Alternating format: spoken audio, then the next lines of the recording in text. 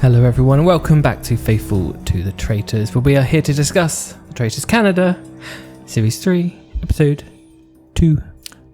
Duh. Right. Keeping up the theme. Good, Hello, I'm everyone. glad. Hope you are all well. My name is Alex. And my name is Ben.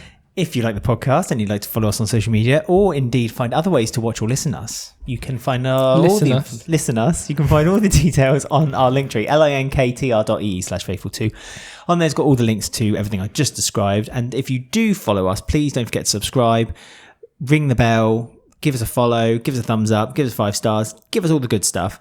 And if you like the podcast and you want to help us monetarily, go to buymeacoffee.com/faithful or coff.ee/faithful, and on there you can give us a £5 donation, which helps toward the show. Here's a question. Curtis from Series 3 of the Traitors Canada. Oh, I remember him well, yes. It's his birthday. Bless him. That's all we wanted. My birthday Saturday. It's my birthday. It's my birthday. I want a shield. It's my birthday. Answer this. Go. It's a poll on his Instagram. I've been getting a lot of, you should compete on this kind of show messages. What type of show would you want me to compete on? Okay. We've got Survivor, Right. The Amazing Race, Ooh. The Challenge, or The Traitors again. Well, he can do the traits He's again. also said, acceptable answer is none, you suck. Okay. You Well, got then any if you're telling it, preference? well, he's told us his preferable answer, which is none. So you suck. Maybe Get you on your should- knees and suck, boy. Pardon? Sorry, I'm just thinking of a video that I'm sure I saw Jericho in a few days ago. Right. I think he should do maybe like the Bake Off where he could bake birthday cake. The Great Canadian Bake Off. Or he could hire someone to make a birthday cake for him and he judges which one he wants. Is this what we're going to base our whole conversation about Curtis on? The fact that he made such a fuss about it being his birthday, like a 10-year-old child wanting a sticker for his birthday at school. It's my birthday. He messed up there. Just a bit. Like, one of the reasons they put at the Roundtable about Curtis was the fact that he shouldn't have given up the shield that was rightfully Rhea's to have by wanting the shield because it was his birthday. He was just, that's such a weird thing to say. And other things, weird things that Curtis has said. If we're going to open a book Yes. of weird things Curtis said, what about the fact that he thought that him and Ty were extremely close after knowing each other for 12 hours? Like, that is commitment. I know, because when they said that, I thought, oh, is Curtis one of the gamers? And I was like, oh no, he's not. He's a civilian. And I was like, what do you mean you know each other really well? But Really well. they bonded. So what 12 can you do? hours. 12 hours. Did he invite him to his birthday party? Did Ty go? Are they that close? I bet he sent out an invitation, but Ty Block. didn't. Yeah, he blocked him on social media. We should check that out later. See if Curtis and Ty are best friends. Investigating. Poor Curtis. I only said just now on episode 1, my favourite muscle man was Curtis. My You favourite did. girl was Meredith. You did. And here we are. And both were in trouble in this episode, so maybe you gave a poisonous touch for both of them. I always do. Which always happens. You do. Which one did I say was my favourite? I don't think I did. Omar. Omar. Oh, yeah. He's I still fine. love Omar. He's doing okay. Good. So, Not yeah. such a stunning t-shirt, though, this episode. Omar, your t-shirt game is not so good this episode. Mm-hmm.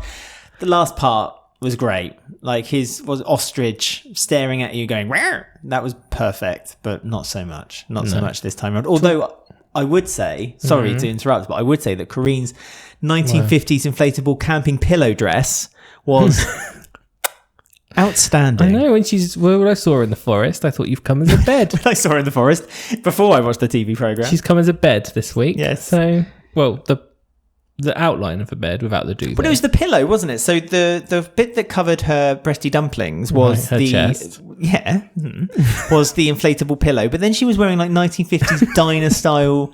You know what I meant? You know, Sunglasses, imagine, yes. like you imagine of like this stylistic 1950s Americana style. Yeah, they have flames on them. It had flames. That was to signify. See, everything on that show is a clue because if you think about it, later on the game, on the challenge, she then had the torch. She did. And she was literally burning bridges. They love literal things You've on got the to Traitors. listen to what she says, because what she says is very important. You can't be distracted by the glitz and glam of her outfits and makeup. You have to focus on what she's saying. Which did you notice as well when she was standing there with her pillows? Yes. We're not talking about her breasts. No.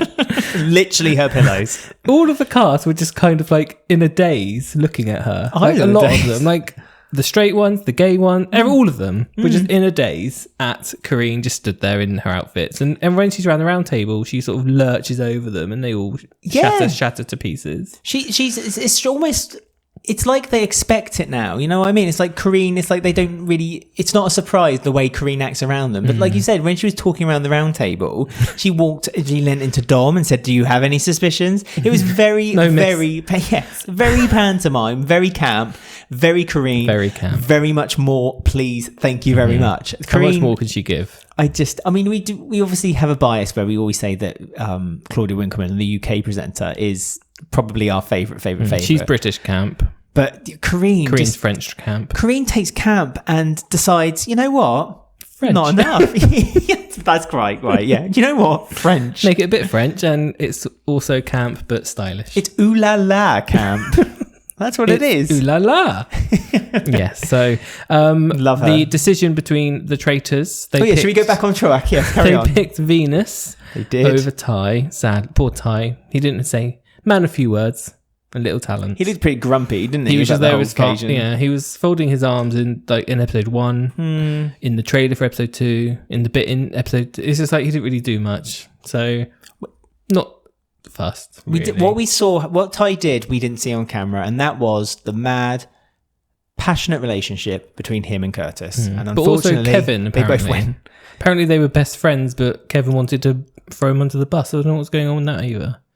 Oh, what, Kevin and Ty? Yeah, Kevin's hard to keep track enigma. of. Yeah, he really is. He's just spinning out all over the place. He's like my nemesis, Coco. And it's like, because she got rid of Ty. And it's like, he was my best friend. But I also wanted to get rid of him and put him under the bus. And Venus is the only traitor I can trust. So I love being here with her. But Coco is my nemesis. So I'm having so much fun of her being here. And it's like, what's happening? I'm going to dance and talk about who we're going to kill in front of everyone. Curtis is literally what my ADHD brain does every day. Curtis, did I say? He's like literally just, like you say, it's just like he says one thing and then contradicts himself immediately by saying the next thing. Very he forgot that he brought Ty in because his plan was to throw Ty under the bus, then got angry at Coco because Coco kind of insisted that she wanted Venus. Kevin didn't really put too much of a fight on, rather than a little bit of a why. Then he as you said, hated Coco because Coco got her way. Yeah, and he didn't want Venus, but then he went to Venus and said, we're the two traitors, let's go for Coco. Venus isn't that impressed with him, which is understandable because he was talking about it in front of everyone and dancing and jumping and making everyone look at them. So she sort of walked away from him. And it's like, I think Venus and Coco need to have a word and just maybe get rid of Kevin. I think Coco made the right decision by not letting Kevin have the sausage fest in the conclave. No, as much as I would have enjoyed it. It would have been a dangerous situation. Look, Kevin even said, like, at the first conclave, I wanted to be what we call a beta conclave. And it's like, what is a beta conclave, you absolute prat? I know. Please explain that in further detail, other than I actually believe you might be one of them. It's such a weird thing to say. A beta conclave. I'm going to pretend to be beta to these two women so they don't think I'm a threat. And it's like, well, what's... And then in the conclave, Venus was spitting out all these theories and facts and figures, and she was really good. Venus is great. Yeah, I'm glad they've chosen Venus. I think the producers made the wrong decision with Coco and Kevin, and actually they should have gone for... But we knew that the production crew were going to go for one person from Big Brother. Even the people on the show said they have to have gone for someone who's like from Big Brother. They've had to have gone for Kevin. And even Kevin, unbeknown to him, shot himself in the foot a little bit, because when they were in the car on the journey back from the game, he was basically saying suspect Coco to the other passengers because she had been on Big Brother, forgetting that Kevin had been on Big Brother. It's like, where's Kevin. That logic from? Yeah, but that's the point, isn't it? That's right. It's like, but I'm Kevin, so I'm different. He's also, I can't remember who it was. It was a group of 4 of them, and he was like, let's all keep everything we're saying to each other secret, shall we? And we'll have a pact. And they all kind of went, yeah. They were all men. It was Dom, Thompson, and Curtis. It was Jamal? No, it was Don, Thompson, and Curtis. Trust me, I wrote it Thompson, down. Right, yeah. Tom, Thompson, Curtis. Yeah, and it's like, and they all just went, yep, straight away. And I was like, you're idiots. Which men? Just men. Straight white men. Well, Dom's my new favourite. Yeah. My new favourite man now. There's only one of the muscle boatmen left. Yes. So. The boatmen are slowly... They're like the 4 horsemen of the apocalypse. They're slowly going one by one. Curtis tried. He was like, remember everyone, I'm good on the challenges. Yeah. So don't vote for me. 20 votes later, Curtis is gone. And then through tears, through tears and a wobbly lip, was telling everyone off for voting for him. He was like, but it was my birthday. Why did you vote for me? Oh, and off he went, crying his little eyes out. Bless him. Love him. My favourite Curtis. Curtis was great fun. But no, I do like Dom, although I'm curious to know how he's... Apparently, again, we don't live in Canada, so we don't know. So we're not in the kind of like the zeitgeist of the culture of Canadian television. All of them are civilians to us. But Dom is apparently a very big deal in Canada. I know. But all I know is from what it says in the caption that he was on presumably a dating show. Yeah, what was it called? But Perfect Match. Perfect Match, but not Farming for Love, which I wished it was Farming for Love. Oh no, he was on The Mole. The Mole as well. Perfect Match and The Mole. But is The Mole really that big of a deal? I mean, it was on Netflix, wasn't it? I don't know. But then it was. I can't look Dom up yet until I'm caught up live. Because I don't want any spoilers. This is the problem. We're still a bit behind, so we can't. Yes, but... and it's worrying because now every time I go on Instagram, I keep getting a few things that might be a dangerous thing to see. But yes, I mean, what about her? What's your name and where do you come from?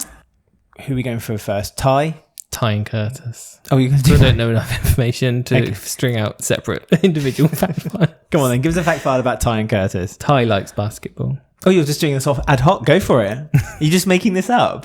No, he likes basketball. Okay, cool. He was on Big Brother. He was on Big Brother. He was a champion of Big Brother. He was a champion of Big Brother, but not a champion of the Traitors. No, he went out the very first death of the Traitors. He works in building, so he helps people secure their homes. Well, he's an estate agent if you're in the UK. He's an estate agent, everybody.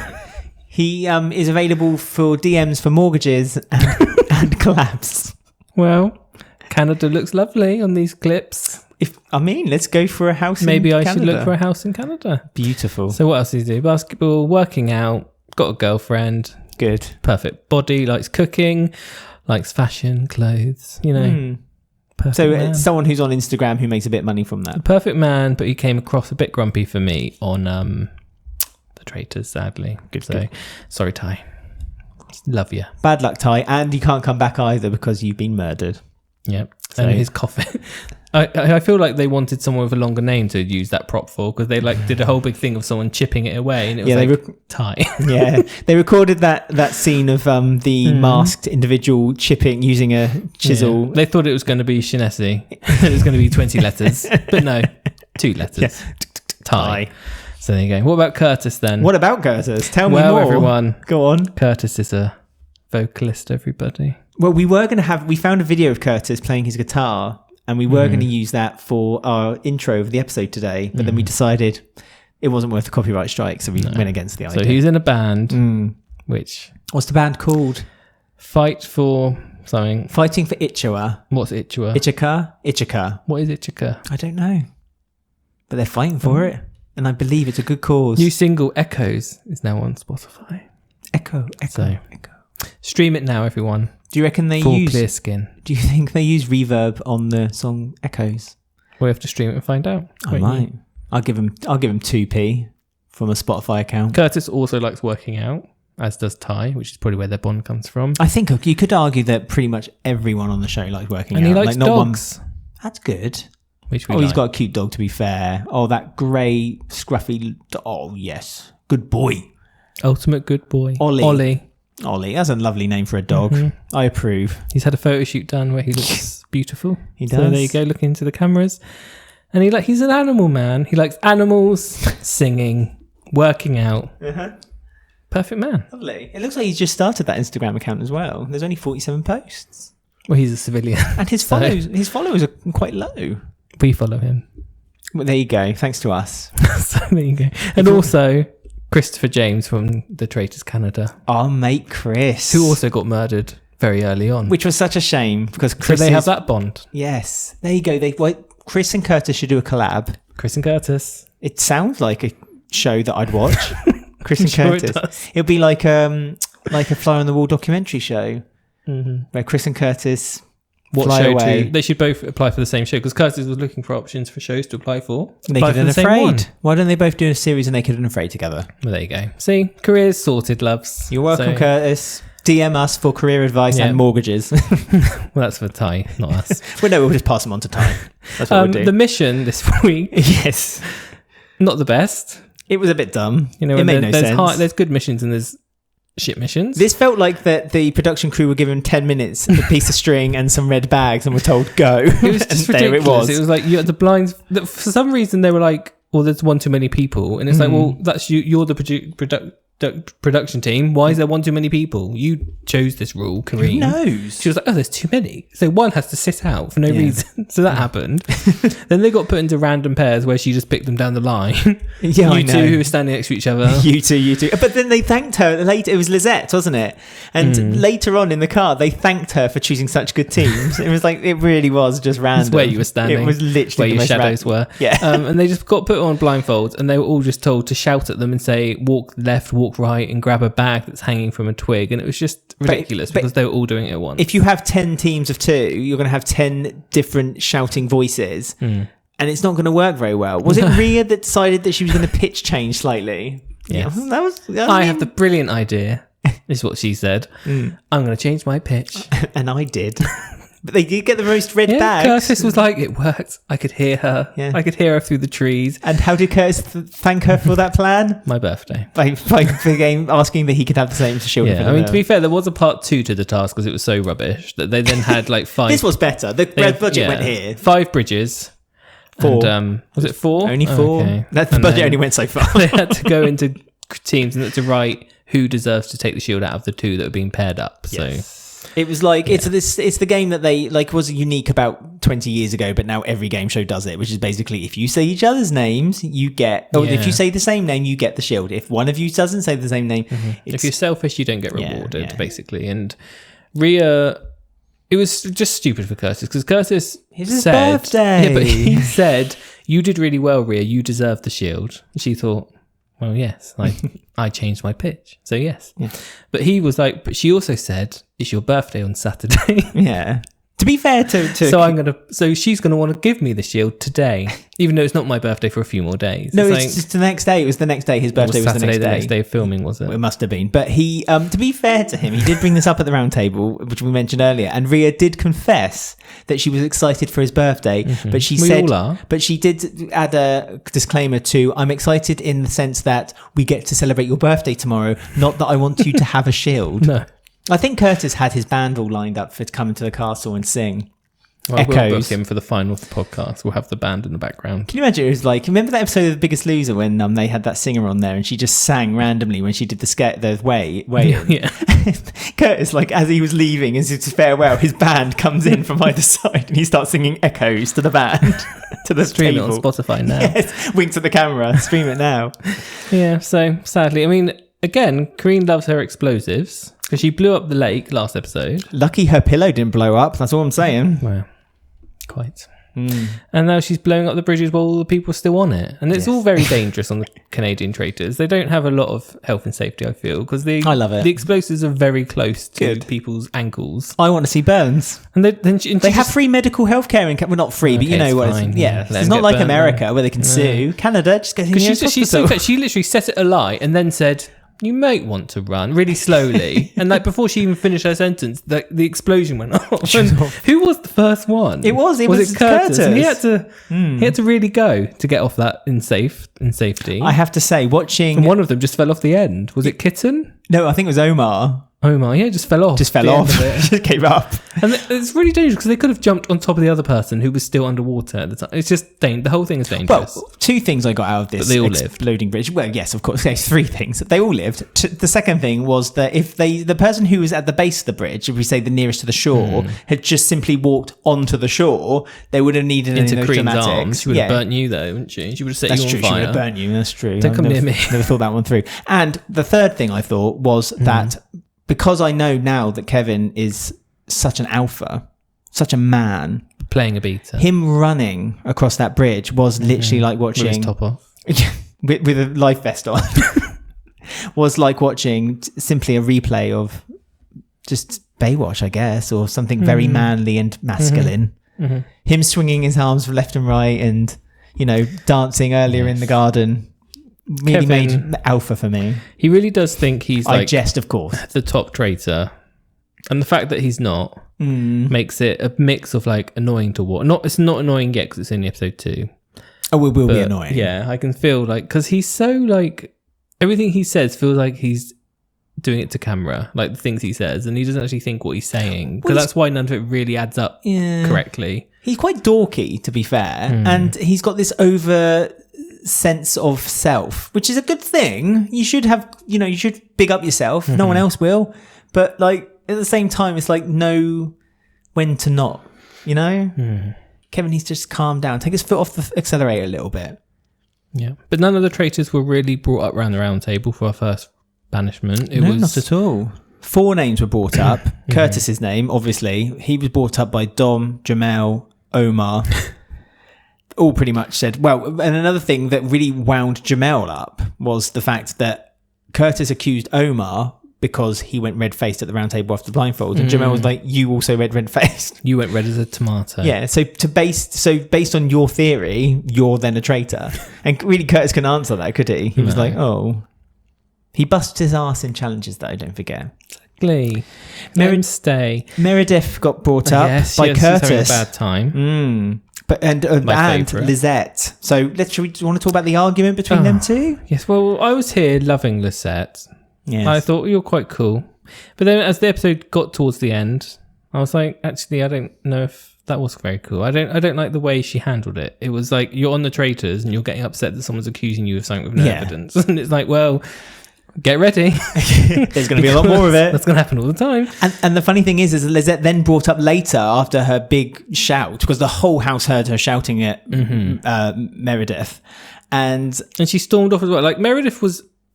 But basically what happened is Meredith had said you weren't jumpy when you were selected because you thought you were a traitor, because it was all the opposite way around. She thought she would be jumpy. She thought if I would know you were a traitor because I'd sent you jumping because you sat next to me. But you didn't jump because you thought, this is all the opposite way around. And Meredith thought she'd apologised for saying that to her. And Lisette was like, no, you didn't. No. So Meredith took her on her own into that room when they're having a drink after the banishment, and she wanted to sort of just apologise and say, sorry, I thought I did do that. What I said wasn't meant with any malice or anything, so I'm sorry. And Lisette didn't accept it at all and then stormed off, and it's like, well, why are you storming off? Well, she was also very upset. Lisette was very upset because she felt like there was a better place to announce it rather than to everyone while they were still sat at the round table, because she announced it at the very first pick round table.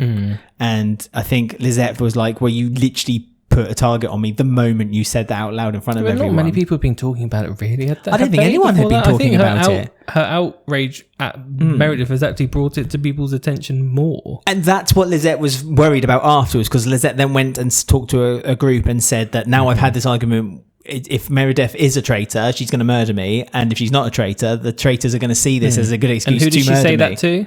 Coco. There you go. The traitor. And she was like, yes.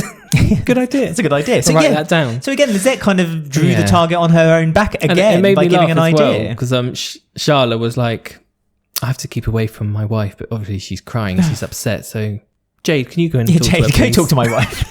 Obviously without her knowing. And it was really weird because Jade was like, and she was like, well, you don't have to, you don't want to. And it's like, well, why does no one want to go in and talk? What's happened here? Why do you not want to talk to Meredith? And also, to be fair, no one's going to say, oh, well, Charlotte's talking to Meredith, so they must be married. It's such a silly thing to kind of protect yourself. Charlotte should have said, Jade, could you go after Lisette, I'll go in and check on Meredith. And no one would have blattered, but she did it the other way around, and it was like, but then she was like, but you don't have to if you don't want to. It's like, well, why not? Made her look more dodgy. I don't like this. I said this in the last episode. I do not like it. Do not go on a show like this thinking you can survive with someone else you know as a sibling or married or whatever partner on the show with you, because Charla and Meredith are desperately showing why it's such a stupid idea. Away. Yes, because Meredith is always like, well, people've got one person said her name, so I might have to get rid of her. That didn't take long. I know. It's like, I'll kill her. So yeah, that's not going well. So weird. Episode 2 not going well. Such a silly idea between them two. I feel like they use this as a way of bonding, and it's like, but then Meredith was kind of saying we decided before we started the show that we were going to do our own game. It's such a weird thing to do. I'm sorry, but very strange and very silly strange decisions, because they both can't play their own game because they're concerned too much about the other one's game. Silly game. Silly. I love them both. So. But we love it. Yeah. We love them all. I also love Natalie, just for no reason at all. Just to something about her. Natalie is fun. Something about Natalie. Well, maybe because Natalie is fun and speaks French, but not really. Maybe that's what it is. Talking about Jade or Hollywood or whatever you want to call him. They said that the last season, the biggest mistake everyone made was that everyone started ganging up on people, and it was always in the wrong direction. All followed in sheep. Let's not do that again. No? Did they listen? No, not at all. And even Kevin, when voting for Curtis, made a point of reiterating what Jade said, but then again, kind of raising that point by then voting for who everyone else was voting for. So Kevin was like, I think what Jade said was really, Hollywood said. Man, thanks for bringing that up. It's really good. Useful. No one should follow. Curtis. It's like crying out loud. Okay. Really. Someone also didn't go. Was it Jaden? Who was it? Was it Shanesi or was it Mackenzie? In what regard? Who didn't go along with the Curtis vote? They went somewhere else. Natalie voted for Asfer. No, yeah, that's just... That was kind of random out of nowhere. Love Natalie. Didn't make any sense, but love it. Lizette voted for Meredith. I suppose that's a kind of a left wing. Jade went for Charla. Jade obviously went their own way. And someone voted for Thompson, but I didn't get a chance to see who it was. That's what I mean. I think it must have been Shanesi. I think it was Shanesi or Mackenzie. One of them also didn't follow because they said, I don't believe you're a traitor, Curtis, and I'm not following. Yeah. So yeah, Jade and whoever it was, I'm going to say Shanesi, I think it was her, were both not doing the following the sheep thing. So whether that's going to be a negative... But the traitors don't like people who have their own mind, do they? So they may... No, they don't. It's always a kind of... But the ones who have their own minds are always the ones that people just seem to disregard their opinion and their views. Yeah, but they tend to get murdered because their traitors are worried that they can easily sway. But if one or two of them can get far enough in, then they become to a point where they become true faithful and they can't really be murdered. So I think like Hollywood is going to be quite an asset to the group if they're clever enough not to get murdered, because to make that speech, I think as we said, it made Kevin alert of Hollywood. Maybe Coco and Venus did see it too, but it definitely got Kevin's attention, and I think Kevin will then say, right, we need to get rid of Hollywood because he's bringing out these wild ideas and they want the chaos. They've said that in the turret now. They want the chaos because it's not a normal murder. They have to pick 4 people, yes, and one of them will get murdered during the mission, so it's not really, they don't get to choose. And they were kind of like, well, we want chaos, so let's just pick 4 random nice people, because Coco at one point was like Kitten, Jade, kill all the gays. I'm the only lesbian here. She just want to kill all of them. So they were picking. They didn't really say who they were picking, but it was like the everyday ones. So like it was Jade, Thompson, Kitten. Was Meredith one of them, or Nat? It was like the everyday ones. Well, their theory was that they were going to go for people who were most definitely 100% could never be thought as otherwise, and they weren't faithful. putting any traitors in because that followed. If you're one of those 4, basically that's going to follow you now forever. People may think you're a traitor if you don't die. Oh, 100%. So from this point onwards, anyone watching the TV show, just remember the 4 names that come out, because their names will constantly be now put out on the Roundtable as potential traitors, because people say, I just can't shake off the feeling that a traitor put themselves in that situation. Yeah, always happens every time. If you are that unfortunate soul that gets put into those situations, then I always feel for them, because it's almost that's what happened last year thing, isn't it? The Canada one. That last year that happened, it was those people digging graves. Oh yeah, dug them in grave. Followed them for like literally the whole series. So yeah, we don't really know who's up for murder, but Thompson, can he go? Well, is it these people we want to go, or people you think will be picked? Well, he was one of the options, so maybe they chose everyone's bloody name. The 4 I would like to see up, in my honest opinion, would be Charla, Meredith, Jamal, and Omar.